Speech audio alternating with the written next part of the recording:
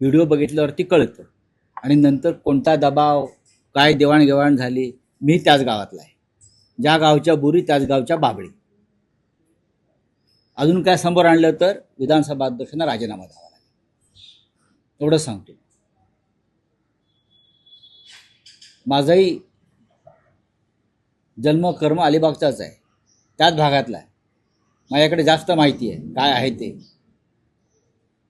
Quality council of इंडियाचे जे chairman आहेत जिक्सा शहा, बरं का, QCI म्हणतात त्याला, गुजरातचे.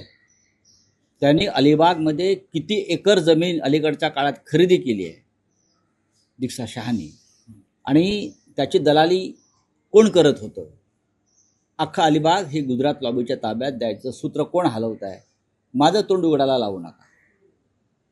मी एक नाव घेतलेलं आहे, जिक्सा शहा, QCIचा चेअरमन आहे, अहमदाबादचा आहे, अमित शहाचा आणि जय शहाचा खास माणूस आहे. कळलं का? हां, तर ते कोणी त्या व्हिडिओवरून स्पष्ट दिसतंय काय आहे ते. का भांडण मिटवायला गेले होते काय? आधीचा व्हिडिओ थोडा कट झाला ना, तर पहिली कानफडात कोणाच्या पडलेली आहे तिथे, त्या बाईची, त्या महिलेची, आणि मग कशी पळापळ झाली. तुमच्या समोर सरकारी अधिकाऱ्याला मारत असताना तुम्ही पळून का जाताय? मग एका मोजणी अधिकाऱ्यावरती ते शेतकरी कुटुंब हल्ला का करताय, आणि तुमच्याशी त्यांची बोलण्याची टोन काय आहे? नीट ऐका. आधीचा अर्धा सेकंदाचा व्हिडिओ काय आहे आणि कोणाला बसली आहे तिथे आधी सुरुवात.